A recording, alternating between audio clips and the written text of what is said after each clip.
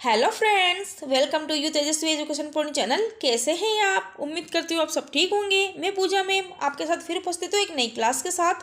आज हम पढ़ेंगे सामाजिक विज्ञान यानी समाज का इतिहास।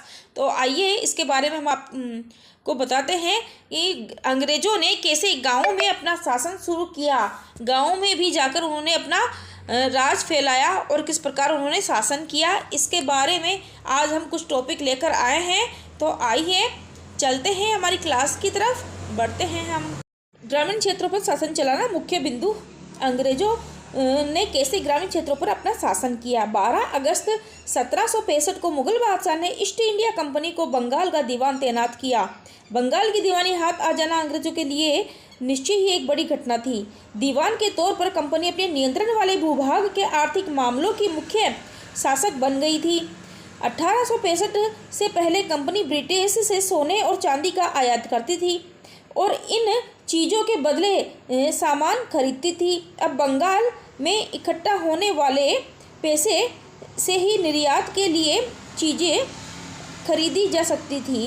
बंगाल की अर्थव्यवस्था एक गहरे संकट में फंसती जा रही थी।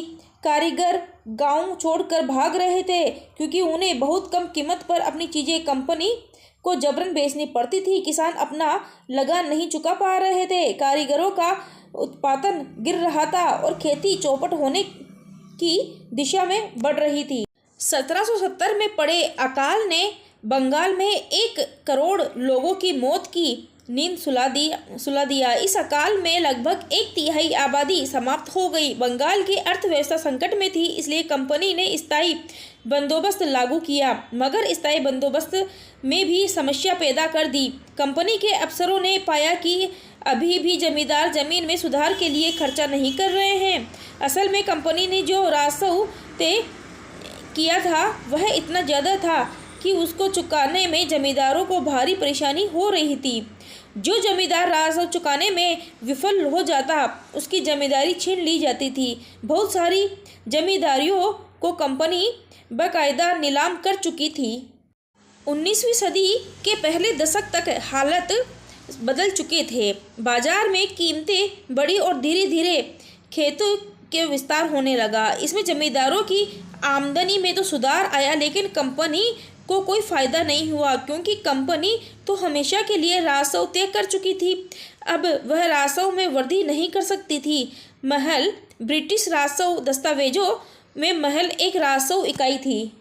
यह एक गांव या गांव का एक समूह होती थी। किसान को लगान चुकाना था, वह बहुत ज़्यादा था और ज़मीन पर उसका अधिकार सुरक्षित नहीं था। लगान चुकाने के लिए अक्सर महाजन से कर्ज लेना पड़ता था। अगर वह लगान नहीं चुका पाता था तो उसे पुश्तैनी जमीन से बेदखल कर दिया जाता था। 19वीं सदी की शुरुआत में ही कंपनी के बहुत सारे अधिकारियों को इस बात का यकीन हो चुका था कि राजस्व बंदोबस्त में दोबारा बदलाव लाना जरूरी है।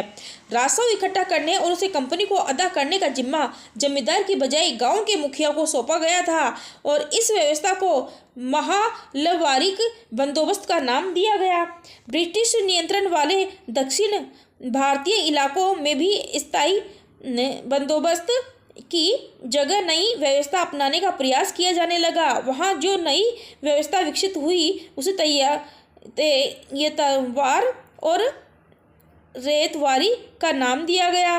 रैयतवार या रैयतवारी व्यवस्था को ही मुनरो व्यवस्था कहा जाता है।